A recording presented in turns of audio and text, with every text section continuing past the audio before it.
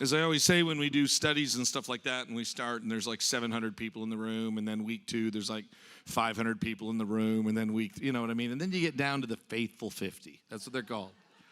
And now you're like, okay, so now I know who's really going to heaven. It's good seeing you. You know what I mean? And so, like, sure, everybody can show up for the first time, and then they say to each other, is this on YouTube? Oh, I think I'll stay home tomorrow night and watch it there. Actually, we're glad. If you're watching on YouTube, we're glad that you're... Everybody in this room? Yeah. No, but what's the answer, right? Those who put their faith in Christ and endure to the end will be saved. Right? Is that you? If it is, raise your hand. Yeah, I think it's definitely most. I agree with you. Definitely most. Yes, you are. So what we want to do is we want to just spend a few moments just kind of going over some stuff that we did not get to last night. And so if you don't mind, if you could go to the section under lived faith and practice. So it'd be that third section. And beginning with question number 1. So the next question that we want to talk a little bit about has something to do with kind of a shared idea. So we've talked about the theology of the Trinity and the theology of Scripture, the theology of salvation and atonement and Jesus. And then this becomes one of our more practical type ones. So how do our traditions practice rest, right? And I'll let you kind of talk about it predominantly because I think they know how we practice it. And then what can Christians learn from the very strict sacred boundaries of the traditional Jewish Shabbat?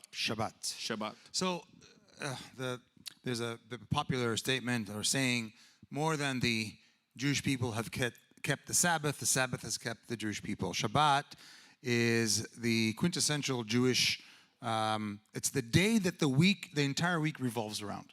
The numbers of the week, the days of the week are called first, second, third, fourth. And it's first to Shabbat, second to Shabbat, third to Shabbat, until you get to the Shabbat, and then you start all over again. The idea of Shabbat itself is a reflection on creation. It is a gift in which human beings cease the domination over nature. Right? The epitome of creation, Adam and Eve, they were placed in the garden to rule the world, to name the animals, to control nature. This is the point for 24 hours that you cease controlling nature. You do not apply your technology and your domination over nature, and you reflect on creation. All right? And that means, essentially, that Jewish families are off their screens, and they are at home. Again, not all. We were talking now we can talk about, we talked a little bit about yesterday about Orthodox and non-Orthodox denominations in Judaism. But essentially, even traditional Jews who are secular are not observant, that they don't use any electricity, would use it as a day for families to gather around a table. In Israel, at least, there are no exemptions from going back home for Shabbat until you have your own family. Right, and then you can come, every other week or every month or so. Think about it as having Thanksgiving once a week. And now, what does that do to your family? And spending time together and as a family in the house, outdoors. Some people use it as a time to go hike, to go to the beach, to visit friends. Whatever it is, it's a pause on regular life. And a reflection on creation. As far as it's a cornerstone of Jewish life. When we talk about the rest of the life cycle, when we talk about the practice of sacred boundaries and the annual calendar, it's very important to understand. Again, I'm going to reference something I talked about yesterday. Judaism is a particular faith. It's not a universal faith. It's not a universal culture.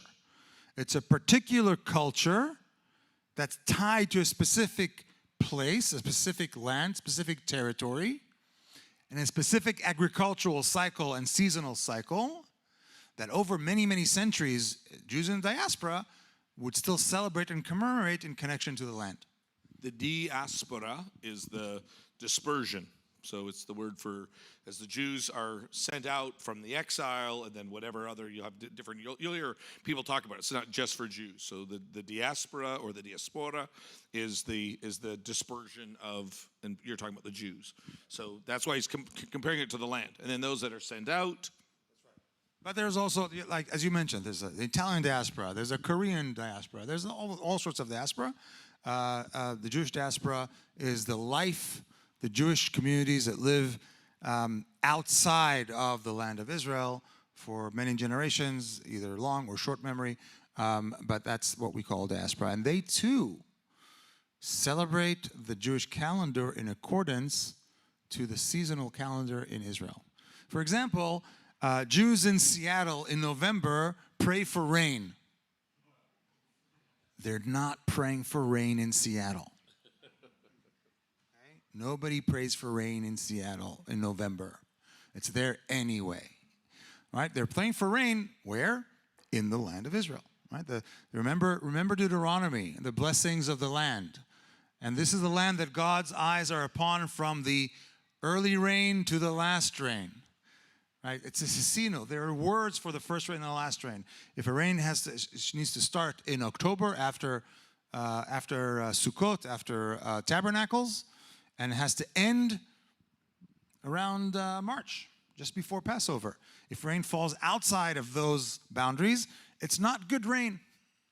It's not good. It's not a blessed rain. And so this idea of following the annual calendar in the land is a very, very crucial element of Jewish practice, as well as all the different holidays.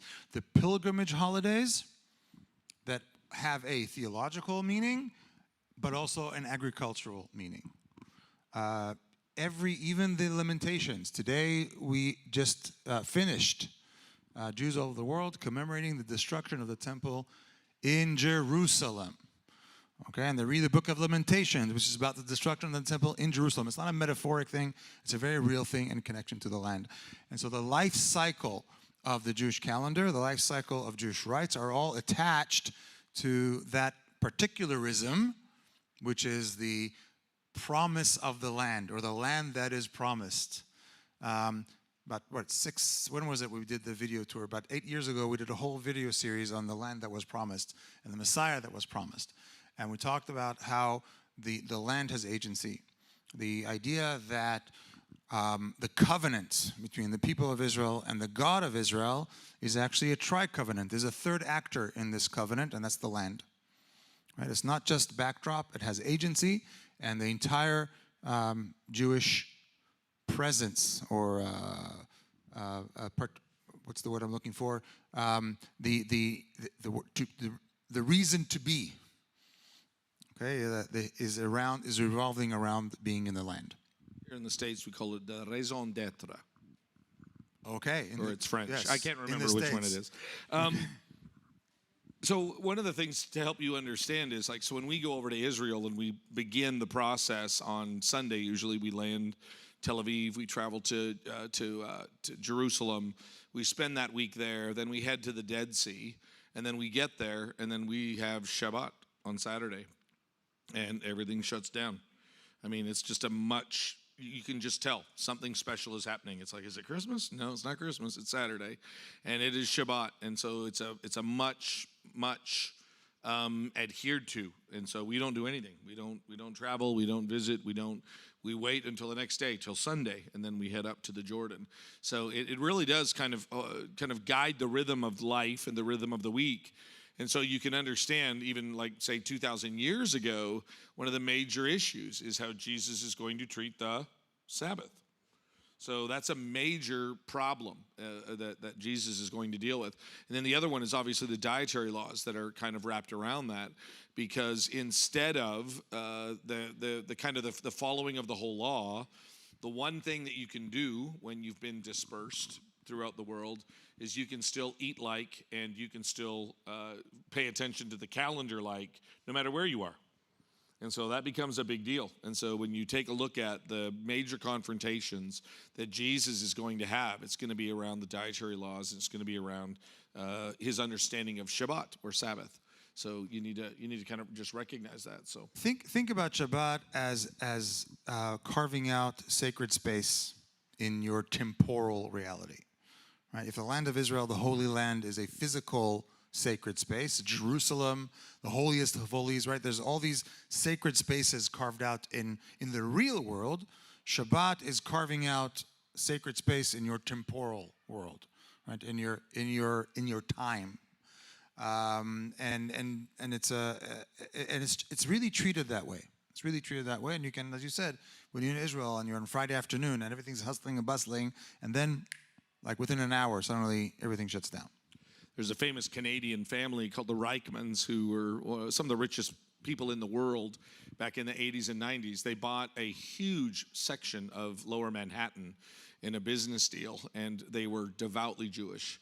And they were waiting to close that deal, and it was literally almost completely lost because they promised that they would be back in Toronto by the time the sun went down, by the time Shabbat actually began. And they were literally ready to walk away. I think at the time it was like a $9 billion deal. And they had no problem walking away from it because they were not going to be kind of irreverent to Sabbath. And it's kind of a famous story, but it's really interesting. Many people take it very, very seriously, more seriously than a $9 billion real estate deal. It's like, no, I'll give that up because I really believe this is important. So obviously of value.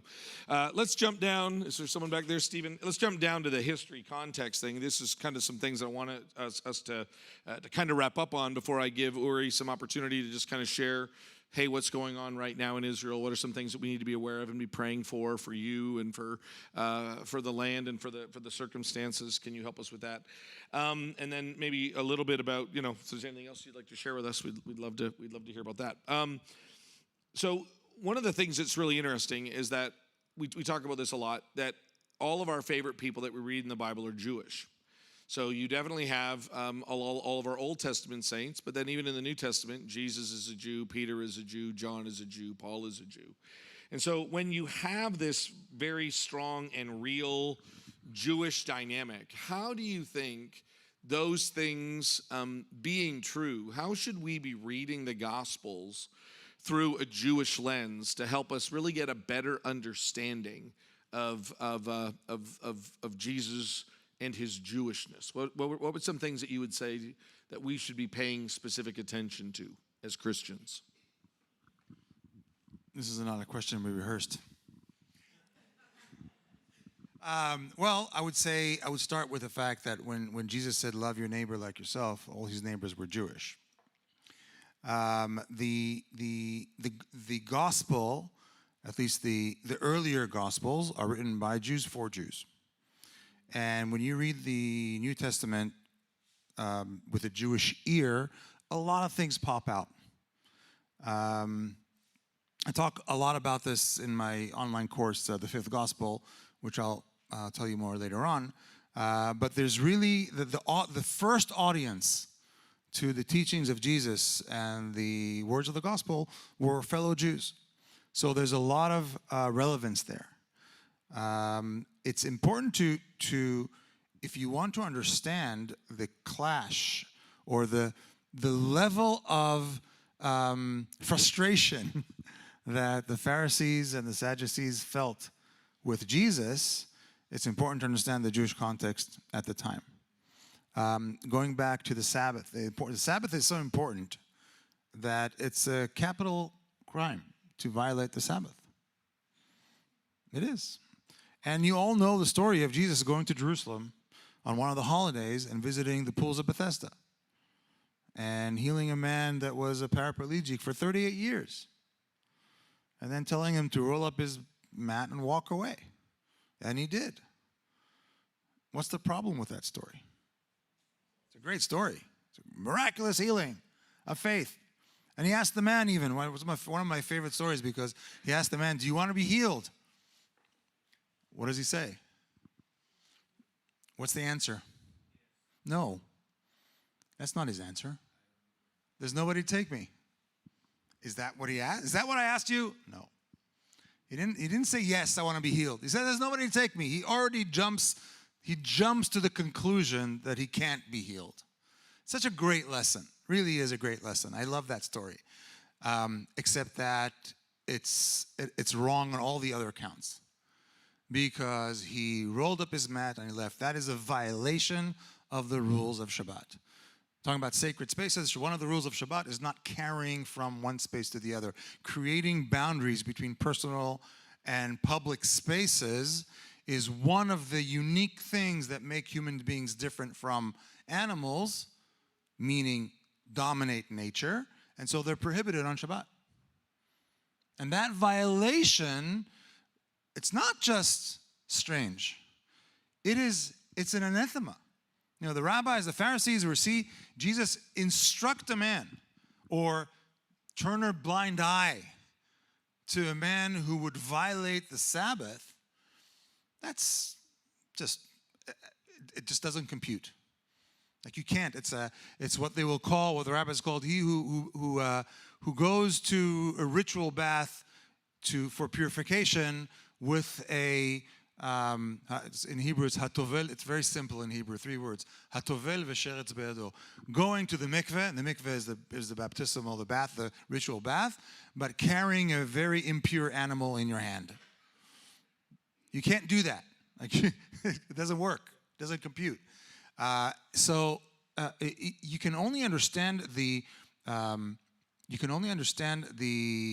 frustration and even the animosity towards Jesus if you understand the Jewish context of the time. You can also start to understand the livelihood and the relationship between Jews and Romans as the background to the rise of Christianity itself. One of the things that we talk about a lot when we travel through Israel, we go through many, many sites, and we talk about the Roman presence there. It's impossible to understand the rise of Christianity without understanding the tension and the friction between Rome and Judea, not just as a conqueror and a conquered people, but as two opposite value systems that just cannot mix. The Jews rebelled against Rome 4 times. Massive rebellions. Against Roman and Greco culture 10 times in the period of 400 years. These are unprecedented events. It doesn't occur anywhere else in the Roman world. And the reason is that the Jews represent the very opposite of what Rome represents and vice versa. The Judean values of limiting the power of the king. Go, I dare you, go tell Caesar that their power is limited. Okay? They tried to trick Jesus with this question. He said, render to Caesar that is to Caesar. So he kind of sidestepped that. But the values of Rome, the pagan worship, the exercise of power over the weak is the exact opposite of the value of every human is created in the image of God and helping the weak and the poor and the impoverished. They would throw babies in trash heaps. The early Christians would walk around trash heaps looking for babies because that's what they did. And if you had the power, it was your moral right to exercise that power over the weak. These are the values of Sodom. And they looked at the Jews as lazy, immoral people. What do you mean you don't work today? What do you mean? How lazy are you that you don't work today? What's wrong with you? What do you mean there are animals you can't eat? What do you mean you can't sacrifice in my temple? What do you mean I can't bring a sacrifice to my God in your temple? All the machinery is there. Why can't I use it? It's a very odd relationship. And so that idea of the friction of Jews and Romans is central to understand the clash and most importantly, the rise of Jewish rebellion against Rome. And it's on that backdrop that Christianity is born. So those are the kinds of things that are super important to understand. I think that understanding the Jewish roots of, or the Jewish lives and the daily life of Jesus and the disciples gives a color and a depth to the New Testament that helps you truly understand the development and the rise of Christianity in a way that you cannot do from sitting in a classroom. You know, one thing that's really important to recognize too is that what Jesus is confronting is not the law that we read about of Sabbath in the Old Testament, but the rabbinical traditions that have been added to it. So Jesus would argue, right? I'm not violating Shabbat. I'm actually totally in adherence with Shabbat. I'm following Shabbat. I'm following Shabbat the way that the Lord has organized it. What I have no problem disagreeing with, Jesus would say, are the traditions of men. And he differentiated between that. But we need to hold on how difficult it would have been for his disciples to differentiate those. When Uri and I, in our many conversations over the last 2 days, our apologies to neighbors and people at Panera Bread and tonight at Da Vinci's as the conversation gets loud and interesting, is that when I'm talking to Uri, it's very, I won't say difficult for him. He can do it, but it becomes, much like with our Catholic brothers and sisters, the church tradition and the scriptural witness are so tied together.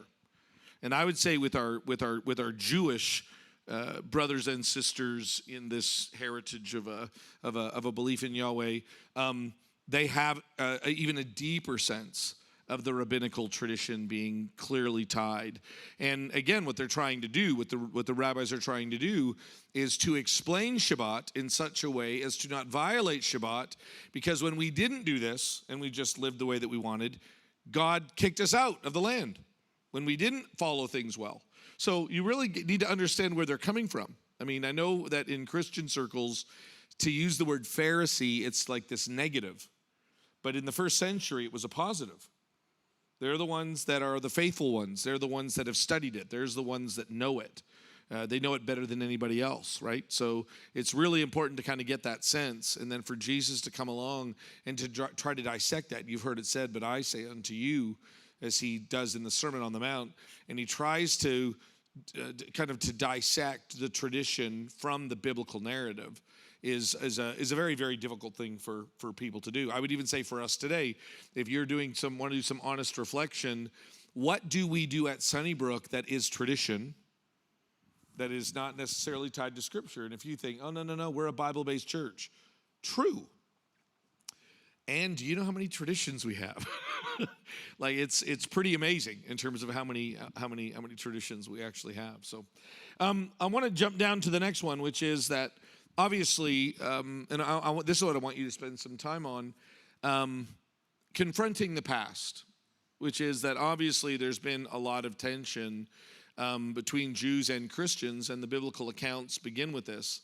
Not only the crucifixion of Jesus, but then as the church is beginning in Jerusalem, I mean, Acts chapters 3 and 4, there is an attack on the apostles, and then all the way up to the later Apostle Paul, but at that time Saul of Tarsus, who is going around arresting his Jewish brothers and sisters, throwing him into prison. He was at the stoning of Stephen in this quest for religious purity.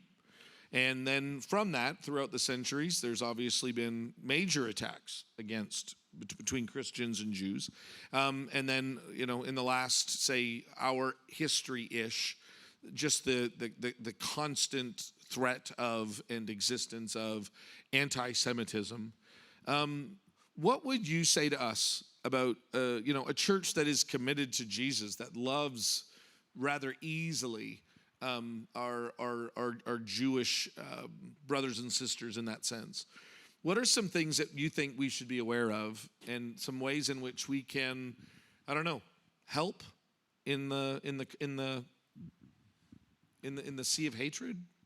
So there are several. Thank you for that question. I think it's very important to bring it up, especially at these times.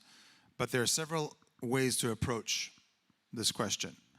The first thing that I would say is that it's important to keep in mind, and this is the kind of the conversations and the heated debates that we've had in the last few days. There's a subjective way that Jews look at the history of anti-Semitism, and I'm going to use that word, although I think that word is inaccurate. Anti-Semitism is a modern word. It was invented by a gentleman by the name of William Adolph Marr, Bill Maher, but not the one you know, but a different one. William Adolph Marr, 1880s, Austrian, German, in an attempt to label Jew hatred a scientific thing. Okay, that's where that word comes from. And that is the racial science that was developed in the heels of Darwinism. If there's natural selection in the natural world, there's natural selection in the social world to classify human beings and who is higher, who is lower on the scale. Jews are Untermensch, they're subhuman. But you can't say just Jews, so you have to come up with a scientific sounding word and you call them Semites. Okay? Which is, again, that hatred of Jews then develops into the racial purity laws and eventually leads to Nazism and Nazi hatred of Jews and the Holocaust. Okay, so the shadow of the Holocaust since then continues to inform the term anti-Semitism. But I would argue that anti-Semitism is only the most recent iteration of classical Jew hatred. And Jew hatred is unchanging. Jew hatred is the lie that the Jew is the obstacle to your redemption. And that's been following Western civilization for thousands of years. And again, this is the subjective Jewish view. And I know that it's not true. I'll say this differently. I know that what I'm about to say might not resonate with you because you've never heard this before. And here's a Jew coming to tell you about what Christian thinks about Jews, and you've never heard that before in your lifetime. That's still what Jews think. The rejection of Jews, the commandment to humiliate Jews, to marginalize Jews, to oppress Jews, to maintain the Jew in the lowest rung of the social ladder is baked into the DNA of the early church as proof to the ascension of the church and the Jews and the house of Israel losing favor in the eyes of God. Call it replacement theology, call it supersessionism. They mean the same thing. It's true also in Islam, by the way. Okay, in Islam, the Jew as the dhimmi, as the subjugated minority, must be maintained in order to prove the ascension of Islam. Christians are also down there, by the way. All right, but that's how the world must be according to the Muslim. And in the early church, that humiliation and the rejection of the Jew was part of the theology of the early church fathers. And from there, it doesn't start there. It doesn't start there. And it's important also to remember that the Jew hatred doesn't start with the split between Jews and Christians. From the moment the Israelites, the children of Israel, the Hebrew tribes, the Jewish nation, whatever you want to call it, a lot of scholars only start using the word Jewish in the 2nd and 3rd centuries. Till then it's Judean. Some go back to the return from Babylon, but that's a different conversation. From the moment the Jews show up on the stage of history, they are already the civilizational other. The Jew becomes a nation. The Jews, the Hebrews, the children of Israel, the tribes of Israel becomes a nation when they are liberated from Egypt. And God, with his outstretched arm and mighty hand, releases them from slavery and they become a nation in the desert. That is a story that is told in every Jewish home every year for the last 3,000 years. And every year we're commanded to tell the story as though we ourselves have been liberated from Egypt, that we were slaves and now we are free. And that nation of freed slaves come up with a theology that places every human being created in the image of God and every human life with intrinsic value and has a codex that demands equality and demands fairness and demands fair trials and limiting the power of the king and releasing slaves after 6 years. And there's so many revolutionary ideas that are wrapped up in this idea that sends ripples of fear to the heart of every other tyrant who hears this story. Because if the slaves of Egypt can be liberated, what does that mean about the slaves of Babylon, or the slaves of Erech, or the slaves of Mitanni, or the slaves of Rome? The existence of the Jew is the whisper in the ear of the tyrant. You're not all that. There's somebody else that's better than you. And so when the Jews show up and they tell the whole pagan world, my God is better than yours, which is kind of childish when you think about it. It's Unless it's true. That's my line.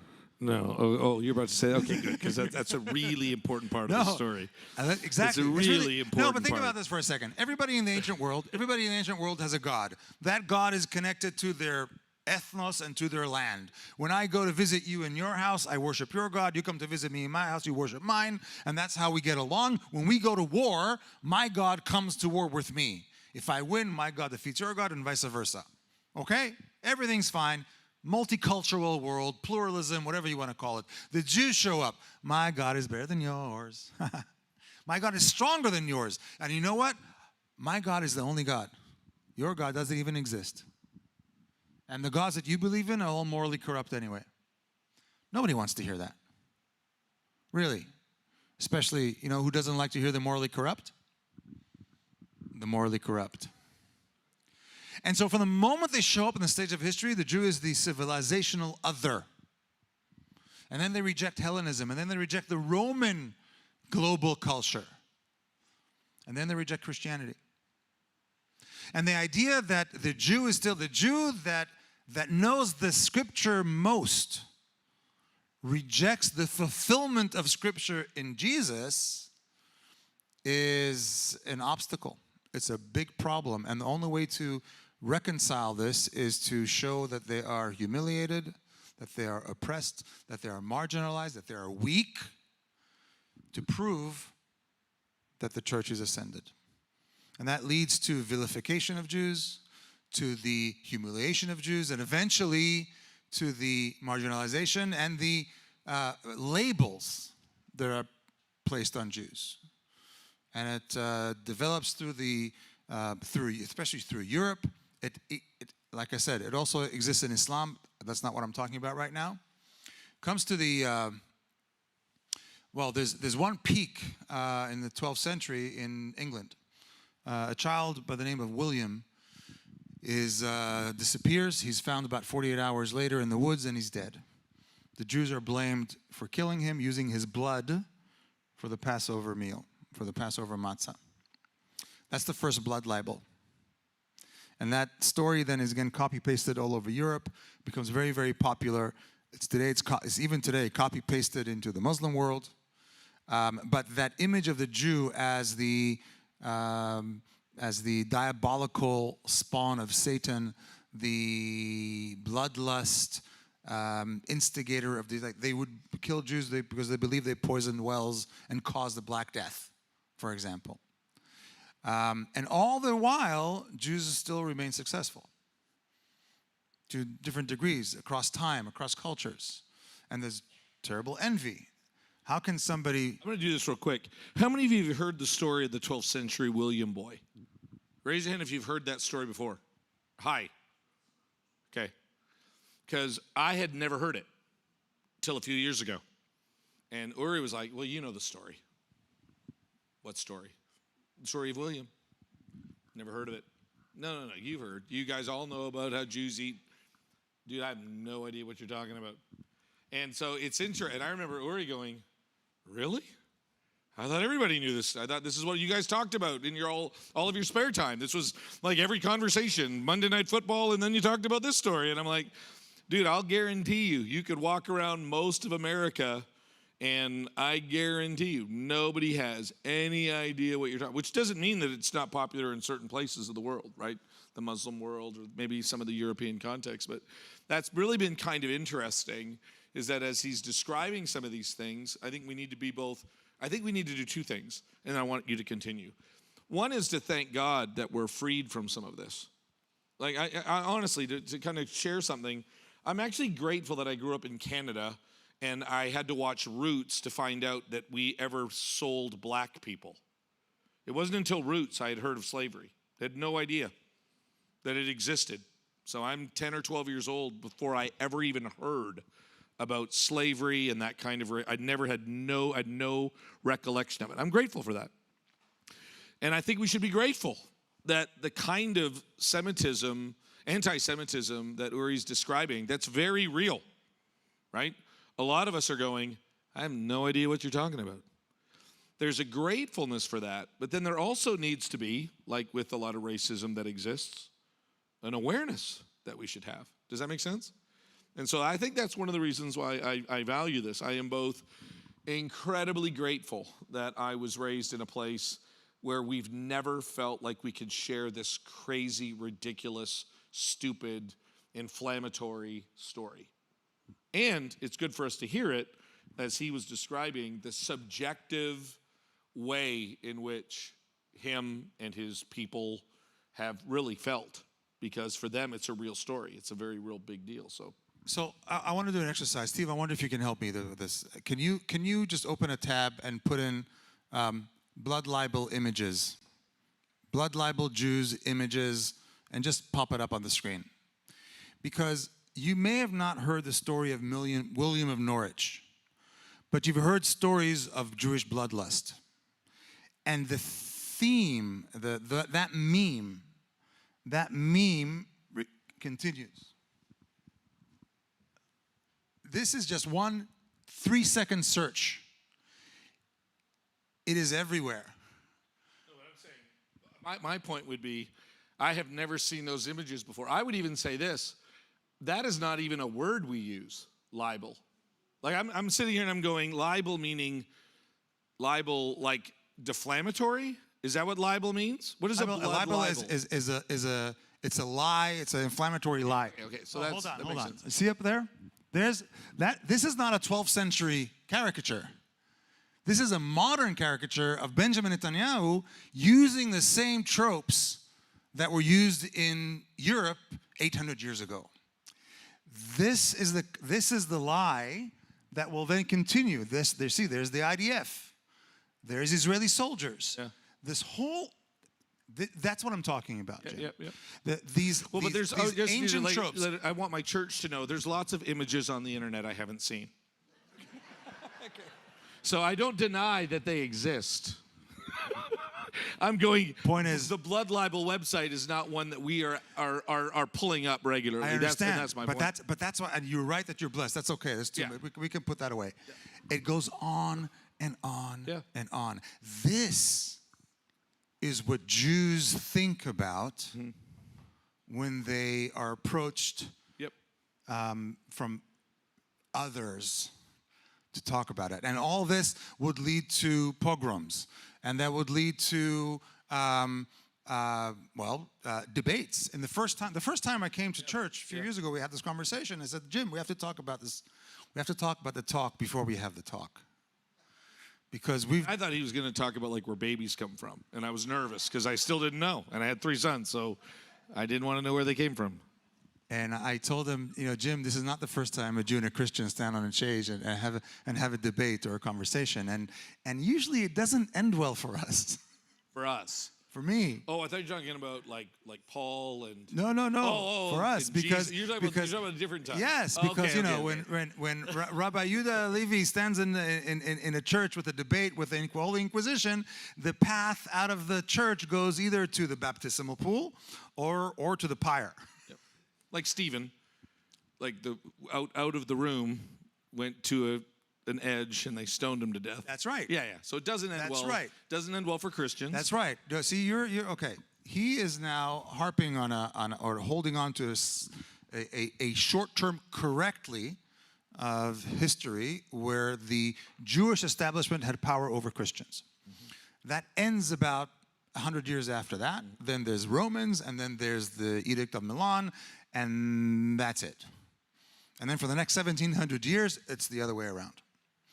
And the idea, and this is what I want to go back to your question. I want to say one other thing. I want to go back to your question. I want to say one thing real quick. No, but I want to say one other thing real quick. Okay. How many of you, when you think about, say, a lot of the anti-Semitism that exists today within Islam, believe that's a Christian expression? No? How many of you go, Nazi Germany is a good expression of the church? No? So again, I think it is good that we hear. I think it is good that we hear. I needed to hear that when you're talking to your Jewish friend, they think you know about blood libel. And they think you think that about them. That's important for us to know. Okay? That's really important for us to know. So I like that information. I think it would be good, and again, I don't even know if I'm speaking for all Christians in the world, that one of the things that Christians like to disassociate from is you can't label, or I don't think you should label, all of the things that happen in World War II as a Christian planned response. And I know you're not saying that. I know you're not. Absolutely not. But that's why I'm saying, like, so that none of that, like, I don't feel responsible as a Christian. Nor you shouldn't. Nor should we. So that's what I'm saying. It's nor you shouldn't, and that's not the message. And if you thought that was a message, then I completely. That's not the message. Quite the opposite. I love coming here. I love coming. It's like sometimes I feel that I'm the one who's supposed to teach my Christian friend that he's supposed to be anti-Semite, and I don't get it why he's not. It's very strange. It's very odd. It's a very odd position for me to be in. But I love that. But I do love that. And when I take this message back home, when I go back to Israel and I tell all my friends, guys, I met Christians who don't know they're supposed to be anti-Semitic. And they think I'm crazy. Because they never heard that. No, you're right. You're right. They never heard that. Now, right. for the Jewish experience, and this goes back to your question earlier. Yes, for the Jewish experience, and what you have to keep in mind when it comes to this troubled relationship. And listen, I'm not going to have time to go there, but I encourage you when you go home to look at or just Google the history of the Jewish church, the Catholic Church in Europe, and the relationship with the Jews over years and persecutions and expulsions, etc. It's all there. Yep. But I want you to understand is that for what my work in the last 2.5 years is going around and trying to build relationships and build bridges between Jews and Christians. I make the case to my Jewish friends, to my Jewish audience when I speak to, you have friends and allies in the United States. They are called Christians, and they're evangelical, and they know Bible, and they love Israel, and they love you. And often I get a very, almost a cold, lukewarm response. Because from the Jewish experience, Christian love comes at the edge of a sword. Jews don't have a history. Jews have a memory. And our history, our memory, is the Crusades. And our history and our memory is that relationship with the Catholic Church in Europe. Our history is the Pope's silence during the Holocaust. Pius XII, very problematic. Well, and then more recently with October 7th. I'm now, yes. With the Pope. That's right. Yeah. We can get to that. And so when we are talking about, thank you, we appreciate the help, but there's a difficulty. There is a history. That's why it's so difficult for you to go and talk to Jews about Jesus. They will be a wall that will come down. I'm not here to give you the key to that wall, so don't try. Don't forget that. But you have the keys to the kingdom, so we're glad we'll share them with you later. But there's a wall. There's a wall that will come down because of the historic memory, and this is a obstacle that is very, very difficult to overcome. I'm not saying this because I want you to try harder.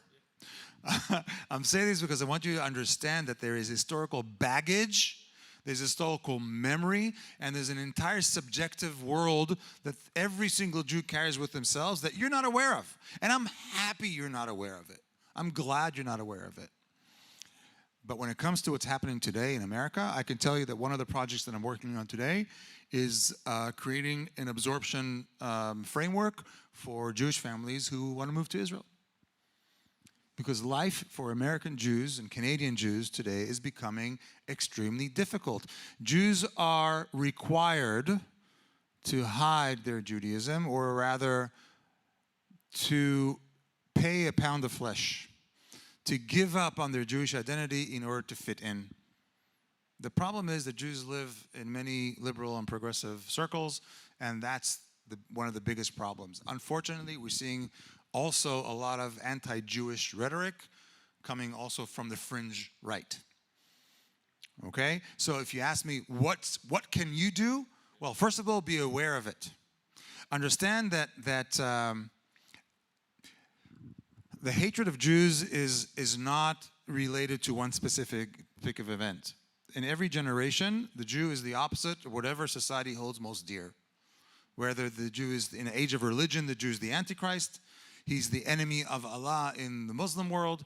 In the age of communism, he's the capitalist. In the capitalist world, he's the communist. In the age of nationalism, the Jew is the cosmopolitan globalist. In the global world, the Jew is the ultranationalist. The Jew is hated for being too strong. He's hated for being too weak. He's hated for being poor and conniving, and he's hated for being rich and successful. It doesn't matter. It was Vasily Grossman, he's a Russian dissident, who said, Douglas Murray quotes this often, tell me why you hate the Jew, and I'll tell you what you are guilty. People project the thing they hate the most about themselves onto the Jew. It's the easiest scapegoat. And that's what's unfolding right now in front of our eyes in the United States and in Canada. Talk a little bit about that as we kind of, wrap some things up. Tell us a little bit about what's happening right now in Israel. What's it like? We got a trip planned. We had one planned for a few weeks ago. Actually, we would have been there. We would have just been getting back. Let's go in July. But it got postponed because of the most recent events with Iran. So talk a little bit about just what's happening. What's it like in Israel? I'm not asking you to project as to whether or not you think we'll be there next July or not. But of course we will. Tell us. We have to believe it, be grateful for it, and manifest it. Name it, claim it. Okay. What are you thinking? What should we? What is life like there? Are you spending all of your time in a bomb shelter? How often are there air raids? So what literally is happening right now when you're there in your regular work week? So this reminds me of a famous story that was asked. Abba Eban was once asked, "How are things in a word? How are things in Israel?" Good. Okay. We'll take it. In 2 words. Not good.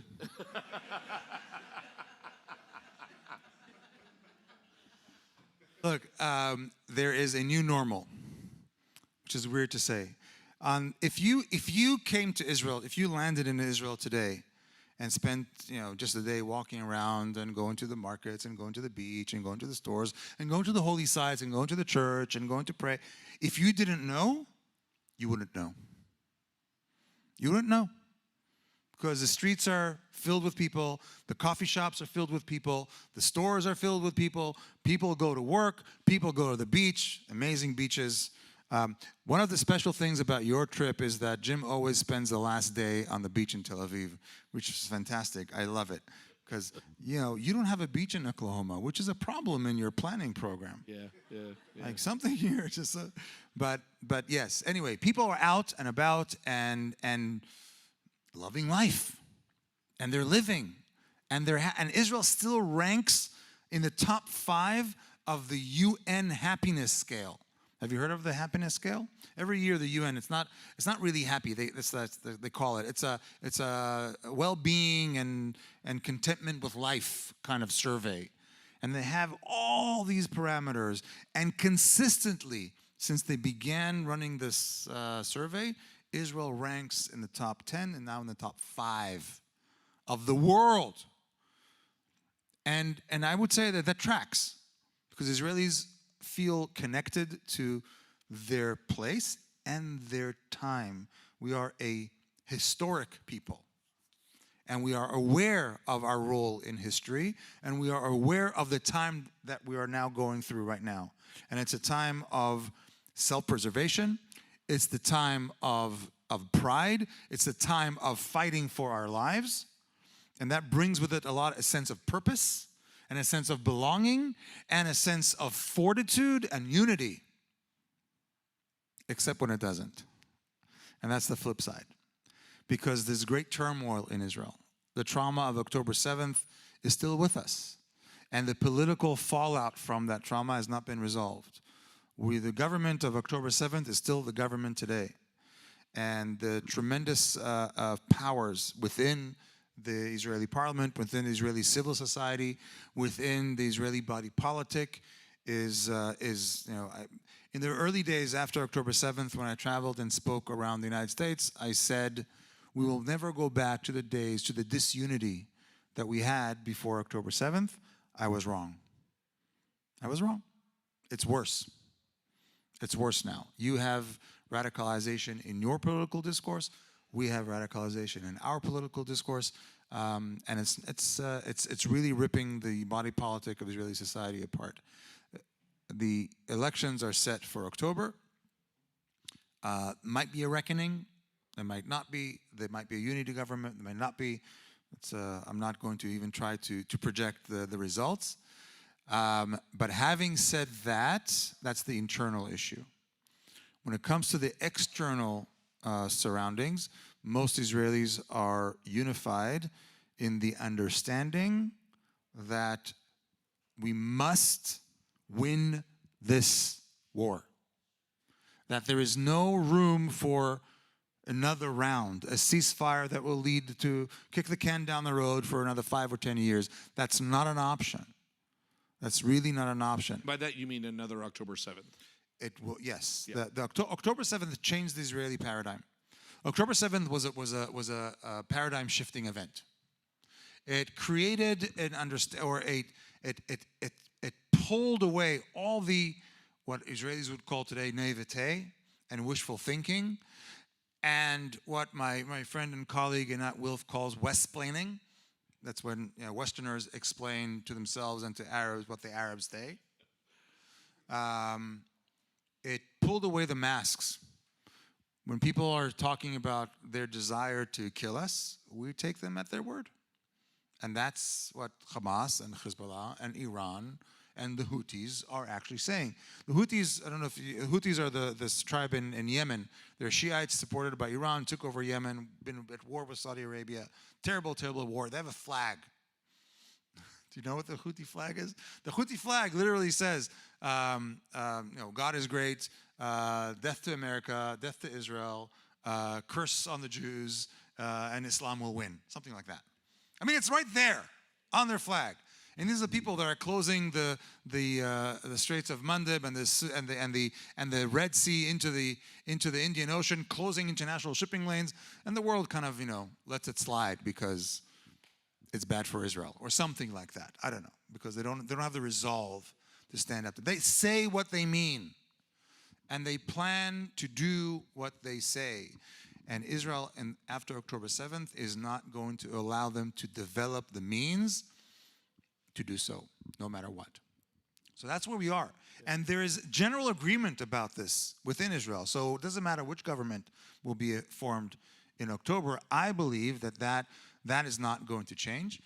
And now we have to just wait and see. I can tell you personally from my family, my kids are great. They go to school. Now it's summer break. They go to the mall. They're teenagers. They work. They have summer jobs. They hang out with their friends. It's like a normal life. My eldest son is preparing to go to the Army next year. He's 17. He'll go into 12th grade, and he'll be in the Army by November 27. Okay? My little girl is going into dance school. Life is normal. And then at the same time, the news at home is saying that over the weekend, mayors instructed opening up public shelters because they're afraid of another escalation and rockets and missiles coming from Iran. And so we have to these are not two reconcilable realities, but they're realities that coexist, and we have to hold on to both of them at the same time. I am in awe of the resilience and the fortitude that my children and their entire generation has shown. And this generation of young Israelis who are fighting in the war and are leaving their businesses and their families behind and spending months on end in the military. The Israeli army is mostly a reservist army. There's only a small portion of it is a standing army of 18 to 21-year-olds. Everybody else are reservists, people with families and jobs. And these are the people, maybe 400,000 or 500,000 of them, that have stood guard between us and the evil forces who want to destroy us. So that resilience and that fortitude is truly inspiring. So yeah, things are good and things are not good. Are there tours right now that are happening? What? Because the answer to that is yes, but it's at a much. There are very few. The tourism industry that you are part of when you come to Israel doesn't really exist. There are delegations, there are private visitors, people come with family, some Jewish families, people who know. I've had a lot of individual visits, single day, half day, things like that. But as an industry of tourists and groups that come for substantial amounts of time, that still is not there. There are no flights yet. The only flights going into Israel are El Al, Israeli Airlines, and some small low-cost airlines. But the big American, Canadian, British, French airlines are not flying yet. And this is a big challenge for the tourism industry. But it's a good thing that there are alternatives. Well, kind of. I developed a course, developed an online course. It's called The Fifth Gospel. The Fifth Gospel is it's a term that was coined by Saint Jerome. Saint Jerome, 5th century scholar, he said there are 5 Gospels. The 4 are the ones that you know, and there's the land they call holy. Study the land, and the 4 will open up to you. And I also mentioned this yesterday. One of the things, and I thought about this a lot, I really been, how people come to Israel and they go, oh, wow, it's amazing. And I love that. But I really try to understand why that is. What happens in the mind of the Christian pilgrim? Because, they traveled. You've been to Italy. You've been to, none of you had a great time, but none of those places are like, oh my God, I got to come back.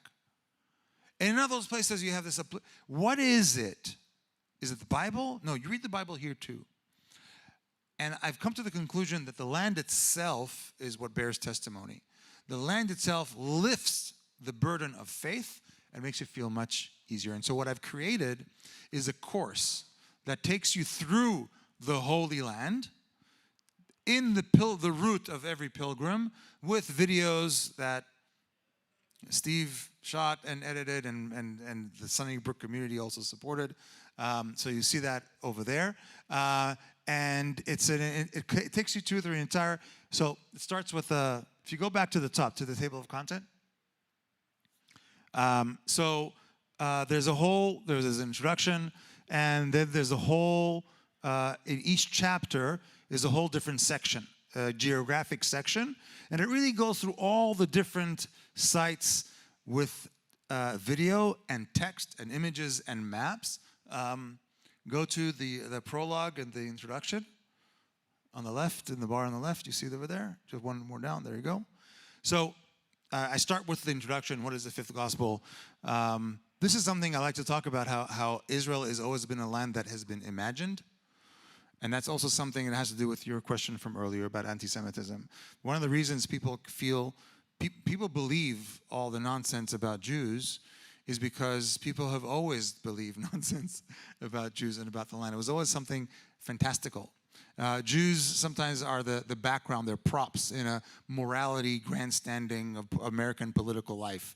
And they're not there as real people, but just as kind of caricatures that are imagined. And it's always been that way, so it's been easy to imagine that. But if you go to the next slide, go down there, and scroll up, and we can talk about the land itself, the journeys of Abraham. Once you understand the landscape, the Bible becomes much easier to read. It becomes three-dimensional. It becomes in color. The first chapter here, I offer a view into the coastal plain and the Sacred Bridge. No, go up there.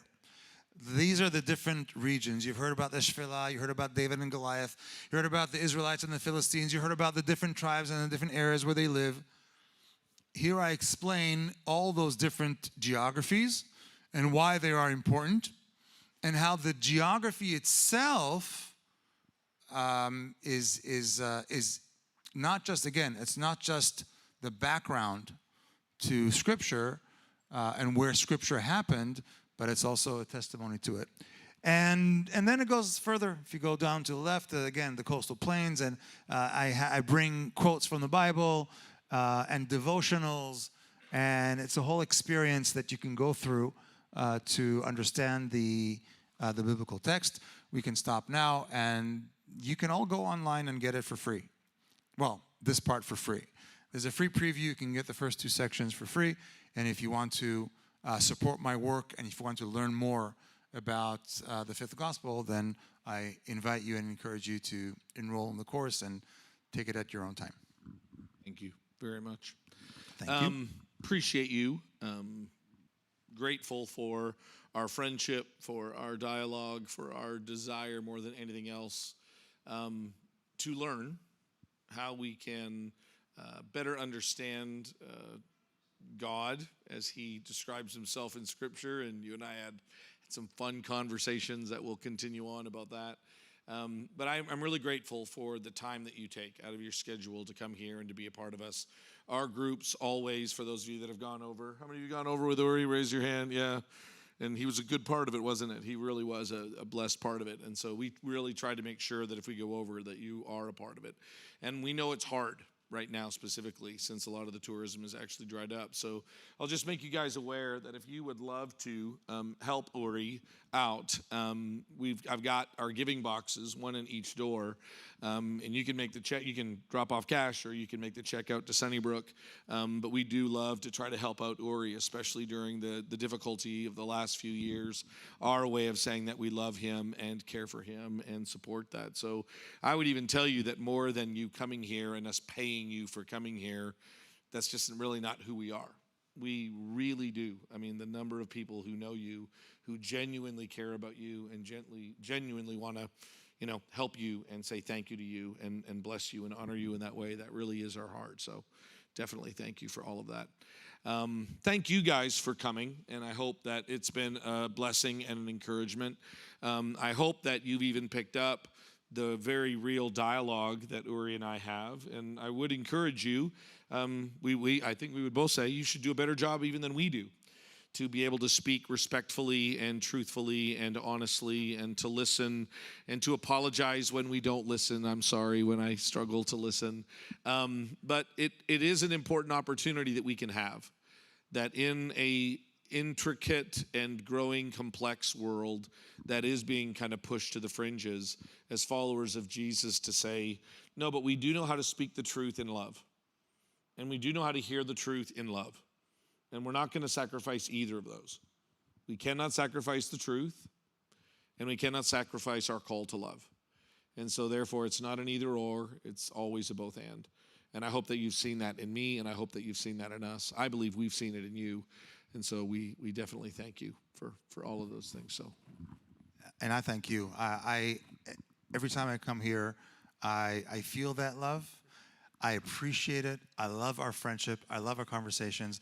I've learned so much from you, and it's an honor to come back to Sunnybrook and consider you part of my close circle of friends. So thank you very much. I think my next phase is I talked to his daughter for a little bit on the phone today, and I really want to get to know his kids. So that's my next goal, is get over to Israel and actually spend some time. Oh my goodness, she seemed so adorable. 12 years old. She's staying up all night with her friend.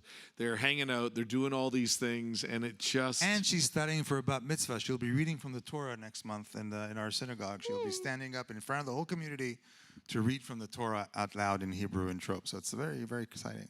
So yeah, that's my next goal, is to get my hands on his kids. So tell them about Jesus. So I can't wait. I'm excited about it.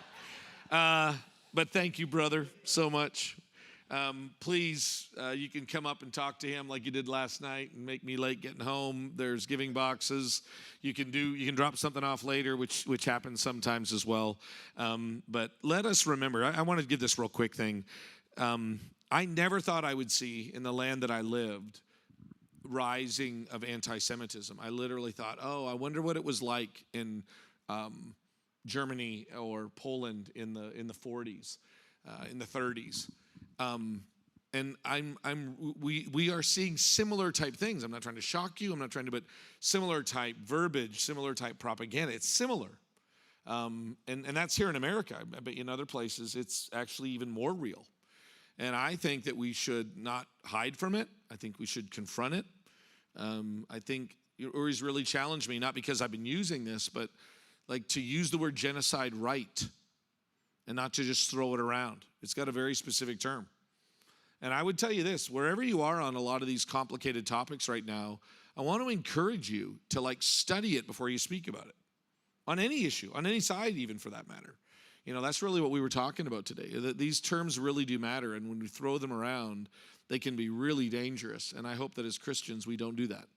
I hope as followers of Jesus we take very seriously the words that we use. So I hope that we can rightly speak about these things in a way that honors God and cares for those that are definitely in harm's way, whoever they might possibly be. And use me as a resource. If you have questions or comments or encounter arguments that are hard to understand or hard to swallow and make it difficult for you, then reach out. I'm more than happy to be a resource for you. I appreciate that. Let's pray. God, again, I thank you for so many different things. I am so incredibly blessed, not just by my friendship, but we as a church are blessed in so many different ways, the times in which we live. So, Father, I ask for multitudes of reasons that there would be peace. The Bible tells us to pray for the peace of Jerusalem. There is something unique about that. When Jerusalem is at peace, much of the world is at peace. And so, God, we ask that not just selfishly, but for the world even. And yet we know that there will be ongoing wars and rumors of wars. And so we ask that there would also be justice, that evil would be opposed, and that God, that we as we speak about such things would be informed, that we would be biblically not just literate, but that it would kind of like drive our emotions, and it would really kind of drive our worldview. So God, I thank you for these things, and I pray that you would go before us. I thank you for Uri. I pray for his time in Ardmore over this weekend with another church. Pray that it will be a blessing both to them and to him. So God, I just thank you for our time together, and it's in Jesus' name I humbly pray. Amen. Love you guys. Thank you so much for coming out.